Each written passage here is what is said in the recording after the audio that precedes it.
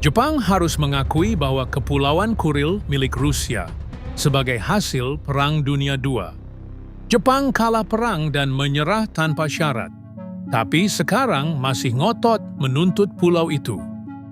Pernyataan Menteri Luar Negeri Rusia, Sergei Lavrov, menyindir Jepang yang dinilai tak pernah benar-benar melepaskan ambisinya atas Kepulauan Kuril, wilayah yang telah sah menjadi milik Rusia sejak berakhirnya Perang Dunia II.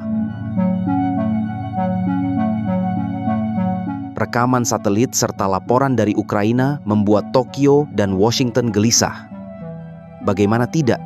Sebanyak 15 unit jet tempur Sukhoi Su-57, 18 unit Sukhoi Su-35, 3 unit Mikoyan MiG-31, dan 2 unit helikopter militer Mi-8 terparkir secara terang-terangan di pangkalan udara Gyomgi, wilayah Khabarovsk, di Rusia Timur Jauh.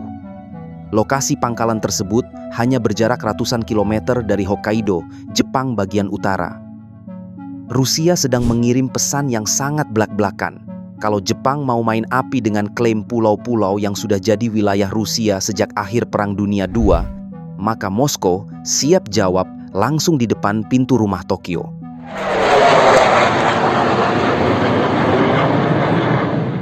Provokasi Rusia ini terjadi tepat setelah Jepang menggelar sebuah agenda bernama Northern Territories Day, di mana Perdana Menteri Jepang, Sanai Takaichi, yang dikenal sebagai garis keras, memimpin rally besar-besaran yang penuh retorika anti-Rusia.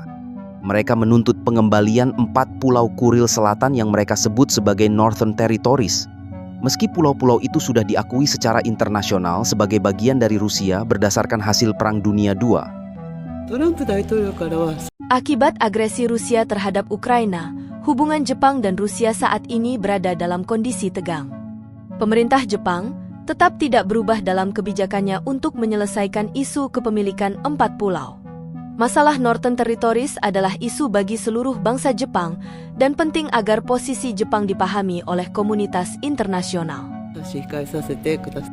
Sanai Takaichi bahkan mengatakan akan terus mendesak Rusia agar mengizinkan mantan penduduk Jepang untuk mengunjungi makam leluhur di sana. Seolah-olah Rusialah yang harus tunduk pada tuntutan humaniter, sedangkan Jepang sendiri sibuk tingkatkan anggaran pertahanan hingga 2% dari PDB dan beli lebih banyak senjata dari Amerika Serikat. Melanjutkan kunjungan adalah masalah kemanusiaan dan salah satu prioritas utama dalam hubungan Jepang-Rusia. Kami akan dengan sabar mendesak pihak Rusia untuk melanjutkan kunjungan tersebut. Maria Zakharova, Kementerian Luar Negeri Rusia, langsung balas pedas menyatakan bahwa aksi Jepang ini sudah menyebabkan hubungan kedua negara menjadi semakin panas. Jepang terus membuat langkah yang jelas-jelas anti-Rusia dan bahkan menarik perbandingan dengan Ukraina. Tindakan Jepang telah membawa hubungan Rusia dan Jepang ke titik tanpa kembali. Jepang yang kalah perang 80 tahun lalu masih ngotot klaim wilayah yang sudah sah milik Rusia, tapi sekarang harus hadapi kenyataan bahwa Rusia tidak lagi main-main di kawasan ini.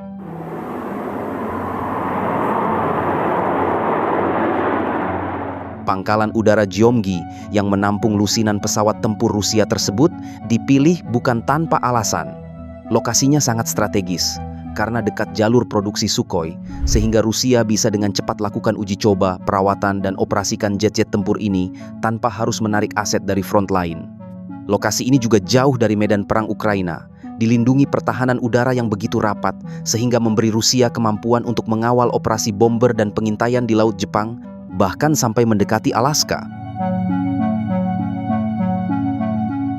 Pertanyaannya, mengapa 4 pulau kecil ini begitu penting hingga menghalangi hubungan dua negara selama 77 tahun? Sebab bagi Rusia, Kuril Selatan adalah benteng strategis yang mengamankan akses armada Pasifik dari pangkalan Vladivostok ke Samudera Lepas. Tanpa pulau-pulau itu, kapal selam nuklir Rusia harus melewati selat sempit yang mudah diawasi. Selain itu, perairan sekitar Kuril merupakan salah satu daerah penangkapan ikan paling kaya di dunia, dengan hasil tangkapan mencapai 500.000 ton ikan per tahun. Sedangkan bagi Jepang, isu ini melampaui sekadar wilayah. Ia menyentuh harga diri nasional dan trauma kolektif kekalahan perang dari Rusia. Seorang diplomat Jepang pernah berkata kepada wartawan asing, "Bagi kami, ini bukan tentang hektar tanah. Ini tentang keadilan sejarah. tentang apakah kekalahan militer harus berarti kehilangan wilayah yang secara hukum jelas-jelas milik kami sejak abad 19.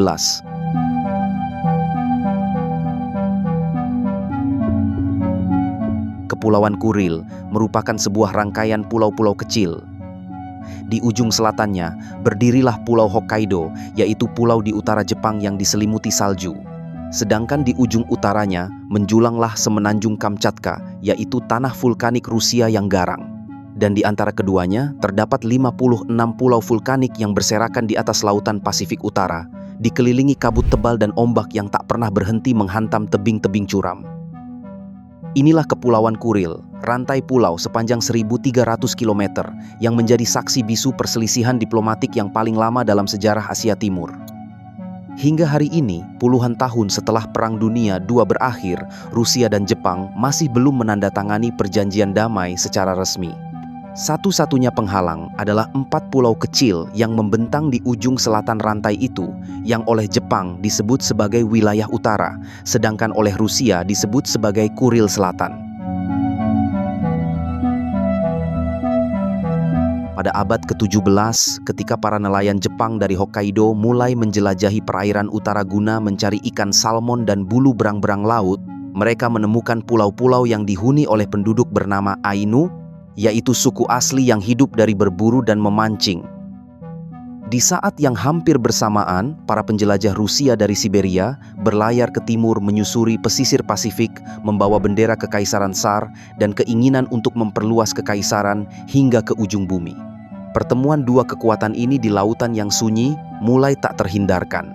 Pada tahun 1792, utusan Rusia bernama Adam Laxman tiba di Hokkaido membawa surat dari Catherine yang Agung, sebuah momen pertama kontak diplomatik yang resmi antara dua negara yang kelak akan berseteru selama berabad-abad berikutnya.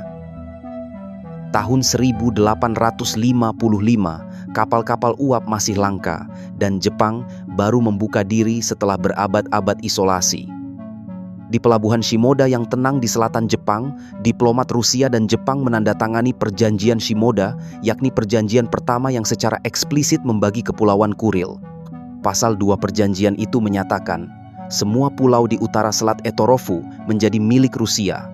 Sedangkan semua pulau di selatan selat itu, termasuk Pulau Iturup, Pulau Kunashir, Pulau Shikotan, dan gugusan Habomai menjadi wilayah Jepang. Gampangnya, di sebelah utara, berdaulatlah Kekaisaran Tsar Rusia, sedangkan di sebelah selatan berkuasalah Kekaisaran Jepang, dan selama 2 dekade berikutnya, kedua negara ini hidup berdampingan dengan batas yang diakui bersama. Tahun 1875, dalam suasana diplomatik yang penuh pertaruhan, Rusia dan Jepang menandatangani Perjanjian Saint Petersburg, di mana Jepang menyerahkan seluruh klaimnya atas Pulau Sakhalin kepada Rusia. Dan sebagai gantinya, Rusia menyerahkan seluruh Kepulauan Kuril kepada Jepang, termasuk pulau-pulau di utara Selat Etorofu yang sebelumnya menjadi wilayahnya. Dengan satu tanda tangan, Jepang kini menguasai seluruh rantai Kuril dari ujung ke ujung, sedangkan Rusia memperoleh Pulau Sakhalin yang strategis. Selama 40 tahun berikutnya, bendera matahari terbit berkibar di atas semua pulau Kuril, di mana para nelayan Jepang membangun desa-desa kecil, sekolah-sekolah dibuka, dan administrasi Tokyo mengirim pejabat untuk mengelola pulau-pulau terpencil itu. Namun, ambisi Jepang tak berhenti di Kuril. Tahun 1904, ketegangan atas pengaruh di Korea dan Manchuria meledak menjadi perang antara Rusia melawan Jepang. Sebuah perang modern pertama di Asia yang mengejutkan dunia. Setelah pertempuran laut yang mengguncang, kedua negara duduk berunding di Portsmouth, New Hampshire, Amerika Serikat pada bulan Agustus tahun 1905.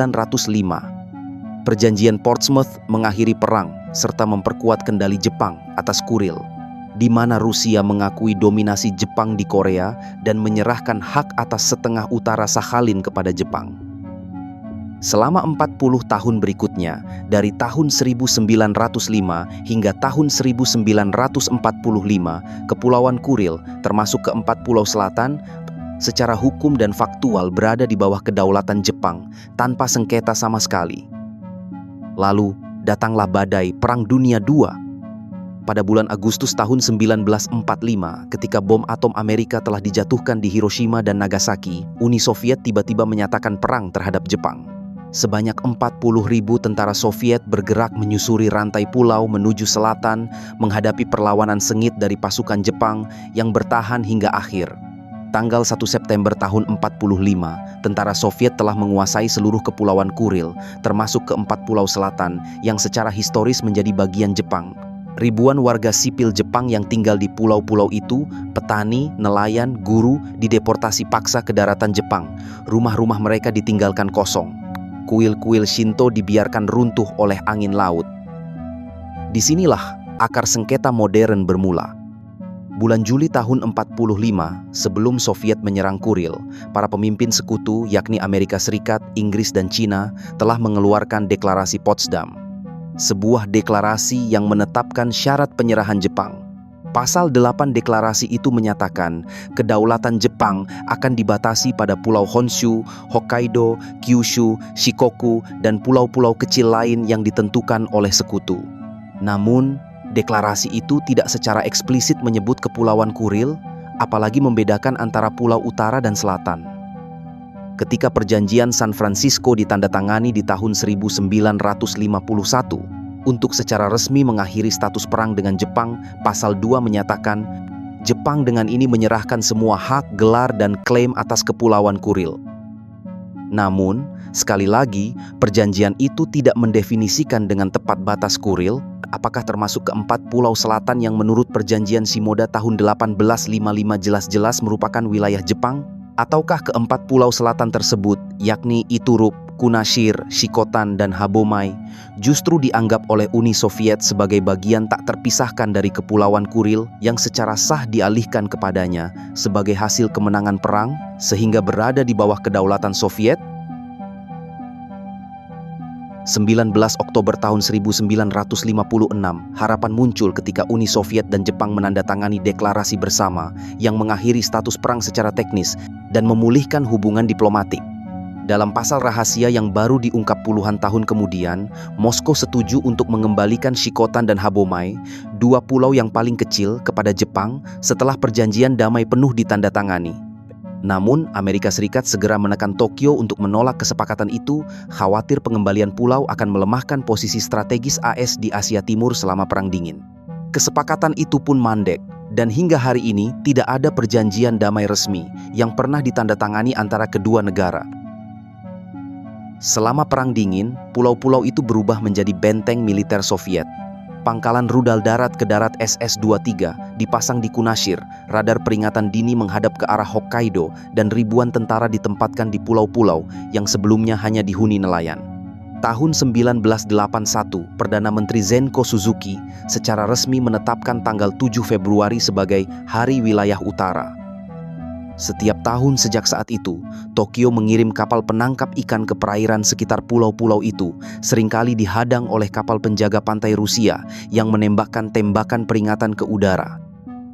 Pada tahun 2009, Parlemen Jepang bahkan mengesahkan undang-undang yang mewajibkan pemerintah untuk secara aktif berupaya mengembalikan wilayah utara. Sebuah langkah yang langsung ditolak Moskow karena dianggap sebagai provokasi.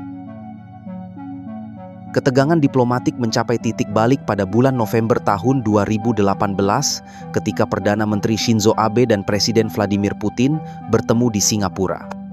Dalam pertemuan yang penuh antisipasi, keduanya sepakat untuk mempercepat negosiasi perjanjian damai.